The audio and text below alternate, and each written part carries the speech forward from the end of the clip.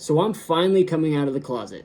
After 37 years, I am finally ready to admit that I am actually a black man living inside of a white man's body. And if you're triggered by this, please, I am not just trolling you. I have a point. Just make it to the end. I am not trying to be an asshole. But back to what I was saying. After 37 years, I'm finally ready to admit that I am actually a black man living inside of a white man's body.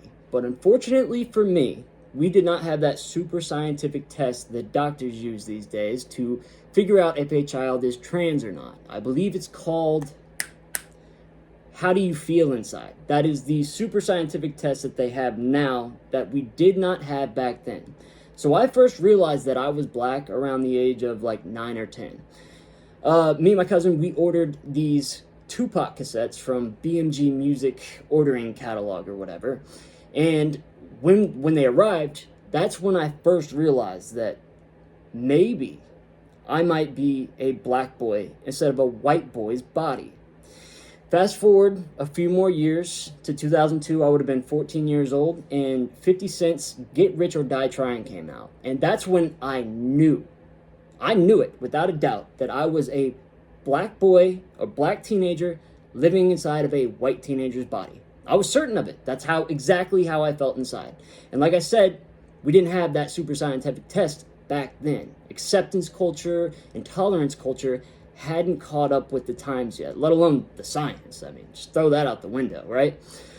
But I'm having a hard time understanding how you could differentiate between transgender and trans race. So as far as I see it, if we had had that super scientific test back then, and I would have tested positive for being trans black, what would have happened was I would have gone to the doctor or the tattoo artist, and they would have tattooed my entire body black. And I would have matched my inside, which was black, to my skin color. And I probably would have lived the rest of my life up until now as a very happy black man. Or the worst case scenario, I could have been made fun of and had a little bit of psychological damage if acceptance and tolerance and science had caught up. But unfortunately for me, I've had to live in this body since then. So, what's the difference between the transgender and the trans black?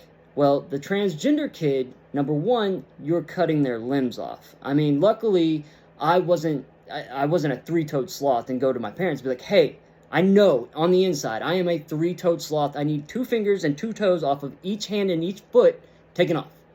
Right? I mean, that would have sucked. But at least I would have been a little disfigured, but I still would have been a functioning human. Hopefully I would have kept my thumbs, right? But anyway, still had whatever. So these kids, number one, get their body parts chopped off.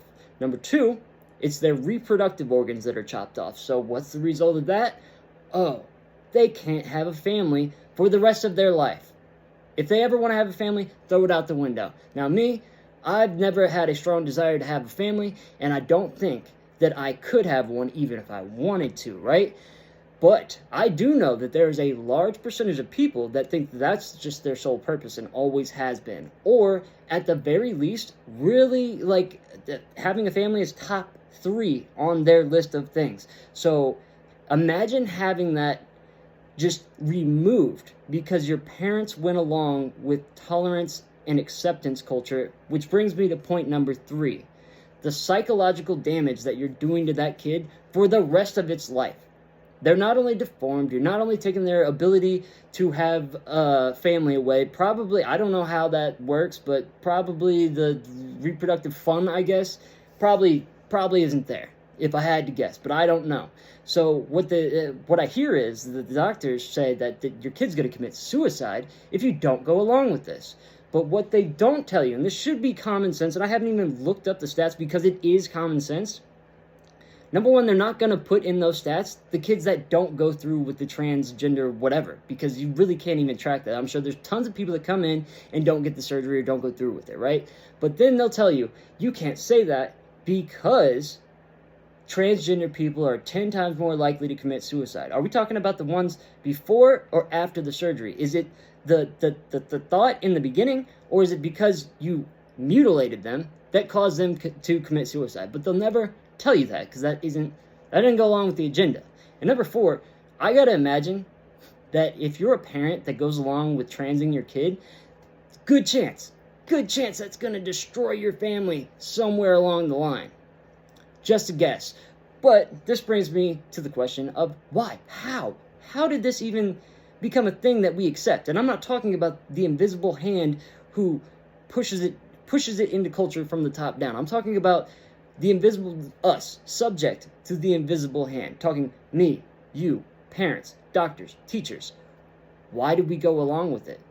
Now, number one, this whole acceptance tolerance culture where anything that they label as accepting and tolerant, people go along with and don't even think about the consequences of it. Now, that brings me to the second point. The only other second point that could be a reason, and that is social points, or social penalty and social points. They'll either give them to you or take them away. Now, I know I don't fault the parents the parents who don't speak up against it if it could jeopardize their job or could jeopardize, their job. That's it. Because clearly you have a family to take care of. Why you're going to put yourself on the line for that? I get it. But the people who propagate this most likely probably wouldn't want it for their own kid, but they'll propagate it, right? They'll be like, oh, yes, I support it. I support our kids having a gay and trans parade in 2nd grade or 4th grade. And probably wouldn't want it for their own kids. But as far as I see it, if there was one child out there and there was some killer going around and chopping children's body parts off, and it was just happening to one, because you know the old excuse, it's not happening. Go look up the parades. There are hundreds of them. Go look up the teachers. There's hundreds or thousands of them, and there's hundreds or thousands of the parades. So if you're going along propagating this nonsense, thinking that, I'm making society better, you're not. If you are doing this simply for social points, the people that you think you're getting social points from, you don't want to be friends with them, and you don't want their social points. Like, it's insane to me that this even has caught on, let alone that there are people that propagate this and don't even think about the consequences, because I know some of them personally. And don't ever let somebody, again, oh, it's not happening, it's just 1 in a million or whatever.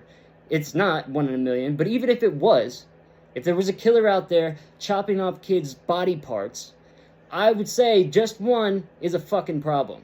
So I'm just saying, if you're going to go along with these things, think about the consequences, or just shut up. You don't have to fight against it, just shut up. Like, I'm telling you, probably most of the people that are in that social group that you want those social points from, they disagree with it too, but none of you will stand up and say anything. Now, I always get my accounts deleted. Surprise, surprise. So I'm going to upload them all to a website. I'll just put it there.